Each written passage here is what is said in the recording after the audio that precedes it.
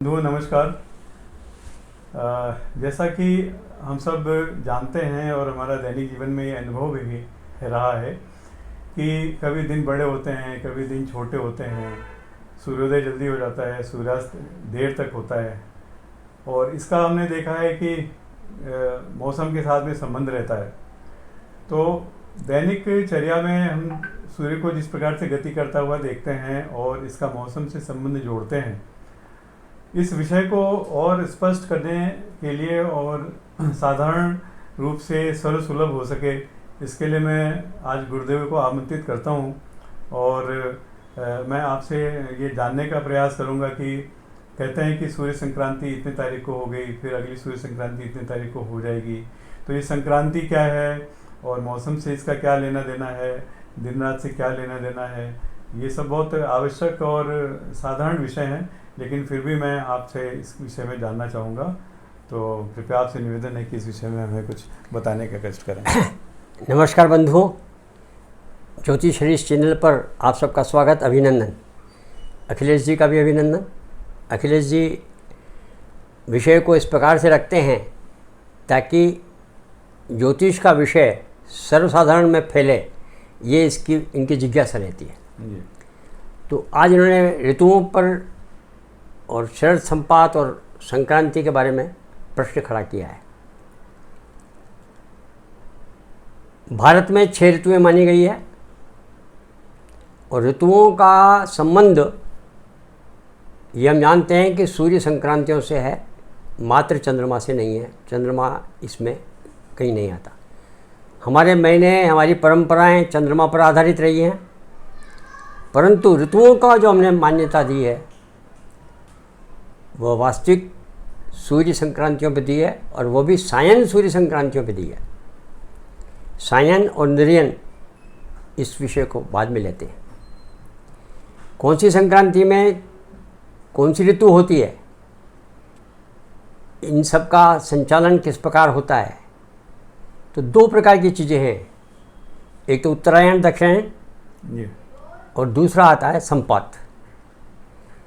बसंत संपात जब आते हैं तो वो ऋतु का मध्य होता है। जैसे बसंत संपात आता है तो ये बसंत ऋतु का मध्य होता है, और ये शरद संपात आता है तो ये शरद ऋतु का मध्य है। तो शरद ऋतु का मध्य ये 23 सितंबर को हो रहा है, परंतु ये मध्य का मतलब ये है कि ये सूर्य गोलार्ध बदल रहा है। उत्तरी गोलार्ध से दक्षिणी गोलार्ध में जा रहा है, दक्षिणी गोलार्ध से उत्तरी गोलार्ध में बसंत संपात में आता है। उत्तरायण दक्षिणायन में ग्रीष्मोच्च और शरदोच्च का वास्ता रहता है। ये 4 बिंदु केंद्र बिंदु हैं आकाश के। इन आकाश के केंद्र बिंदुओं के आधार पर हमने हमारे ऋतुओं को बनाया है। शिशिर का प्रारंभ हम शरदोच्च के बाद, उत्तरायण के बाद 21 दिसंबर से करते हैं, और 22 जून के बाद हम वर्षा का प्रारंभ करते हैं। 23 अगस्त से शरद ऋतु प्रारंभ हो जाती है, और ये ठीक मध्य होता है। शरद ऋतु का मध्य होता है, यह बसंत ऋतु का मध्य होता है, एग्जैक्टली मध्य होता है। और इस दिन यहाँ बसंत संपात हो चाहे शरद संपात हो, संसार भर के सभी स्थानों पर दिन का मान और रात का मान बराबर होता है। ये विशेष दिन है 2। इन विशेष दिनों को मैं वेदों की बात कर रहा हूँ। इस बसंत संपात में विषुव दिवस कहलाता था। 21 दिन का सत्र लगता था। जब वेदी जो वेदी बनाई जाती है, उसे पूर्व दिशा तय करने के लिए इस विषुव दिवस का महत्व माना जाता था। विषुव दिवस। और वो विषुव दिवस में 21 दिन का सत्र होता था। 21 दिन में 10 दिन पहले 10 दिन बाद में शंकु की छाया से पता लगाया जाता था किस दिन सबसे छाया छोटी में छोटी है, मध्याह्न के दिन। और वो क्या है, उस समय गणित इतना नहीं था, तो वो 21 दिन लगाए जाते थे, और उसका हम आज लाभ उठा रहे हैं। उन्होंने मेहनत की थी, उन्होंने तपस्या की थी, और उस तपस्या का फल हमको प्राप्त है। उस तपस्या का फल प्राप्त है, वो भी आज हम साधारण व्यक्ति, साधारण जनता नहीं जानती है। ये दुर्भाग्य। उन्होंने बहुत तपस्या की। 21 दिन का सत्र लगता था। और क्योंकि बसंत संपात और शरद संपात दोनों में दिन रात बराबर होते हैं, बसंत संपात को इसलिए लिया गया था, उसमें धूप और छायांकन आराम से हो जाता था।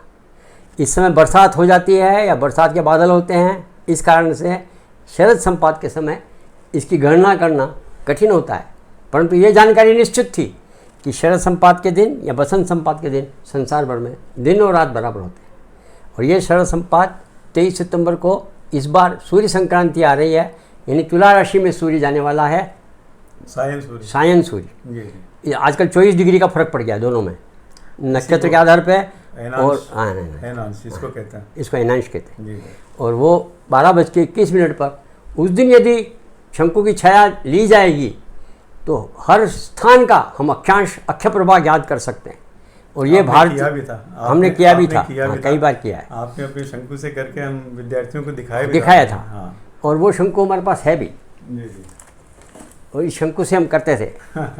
ये शंकु है, ये 12 रेखाएं बना रही, ये 12 हम अंगुल मानते हैं, ये अंगुल है। और इसी से हम नापते हैं भाई कितने अंगुल का अक्ष प्रवाह है। अच्छा। उदयपुर का 5.5 आता है, तो ये 5.5 यहाँ से लेकर यहाँ से गिनते हैं तो ये 5.5 की छाया पड़ती है, 1 2 3 4 5 और यहाँ बीच में पड़ती है, तो हम 5.5 गिन लेते हैं। इस प्रकार का शंकु से हम ये करते हैं। ये मेरे परदादा जी का बनाया हुआ शंकु है। और उन्होंने जब वो सिंध में गए थे कच्छ से, तो उस शहर का शंकु निकाला। पहले क्या करता था, कोई भी पंडित किसी भी शहर में जाता था तो शंकु के आधार पर पहले अक्षय प्रभाव निकाल करके फिर लग्न है या ज्योतिष की जो भी गणना है इसके आधार पर की जाती थी। तो हमारे परदादा जी ने लिखा था कि मैंने स्वयं हैदराबाद सिंध की अक्षय प्रभाव निकाली है, इसे आप प्रमाण मान के चल सकते हैं। इस प्रकार से रिकॉर्ड रहता था। और ये इसलिए बहुत महत्वपूर्ण का दिन है। इस दिन हम अक्षय प्रभाव किसी भी शहर का याद कर सकते हैं। उदयपुर का याद करना हो तो उदयपुर का हो जाएगा, मद्रास का याद करना है तो मद्रास का हो जाएगा, कलकत्ता का याद करना है तो कलकत्ता का याद हो जाएगा। तो ये प्राचीन पद्धति थी जिसके आधार पर हम अक्षय प्रभाव याद करते थे। उसके लिए बसंत संपात बहुत महत्व का होगा।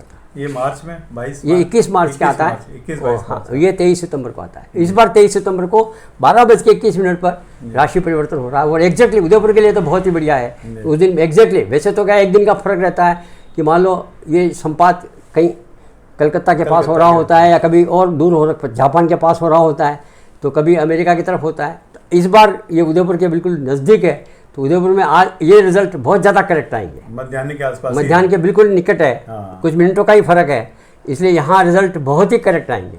तो एग्जैक्टली वो उस समय संक्रांति हो रही है जिस समय कि मध्याह्न उदयपुर में हो रहा है, तो इसलिए ये और विशेष महत्व का हो गया है। तो ये इसका है। और कोई बात नहीं सर, ये आपने बहुत अच्छा बताया कि शरद संपात और बसंत संपात ये दो बिंदु ऐसे हैं जो दिन रात पूरे विश्व में बराबर होते हैं। ये 2 ही दिन होते हैं। जी जी। और ये गोल बदलता है, सूर्य अपना गोलार्ध बदलता है। अभी उत्तरी गोलार्ध से दक्षिणी गोलार्ध में जाएगा, और बसंत संपात जब आएगा तो दक्षिणी गोलार्ध से उत्तरी गोलार्ध में। तो 6 महीने का ये रहता है। तो इसमें कह सकते हैं कि यहाँ उत्तरी ध्रुव पे जो है सूर्यास्त हो जाएगा जी जी, और दक्षिणी ध्रुव पे सूर्य उदय हो जाएगा।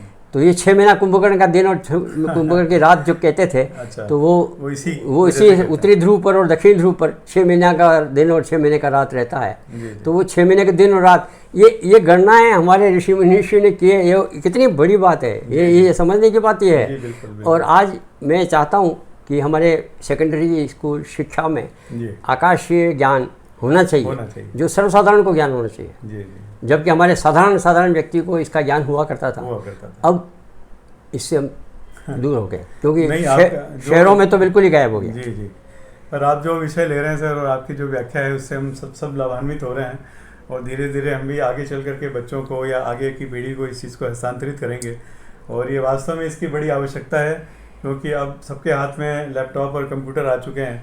लेकिन इसके पीछे जो आकाशीय दर्शन है या इसके पीछे जो अपनी पुरानी गणित है, हाँ, वो हम उनसे छूटा जा रहा है, लगभग समाप्त सी हो रही है।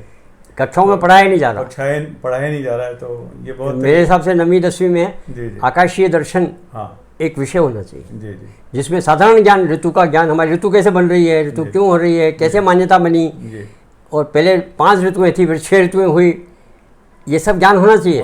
पहले बसंत ऋतु को बहुत लंबा मान लिया गया था। वैदिक काल के प्रारंभिक में, वेद के बाद वाले ज्ञान में हमको मिला कि 6 ऋतुएं हो गई।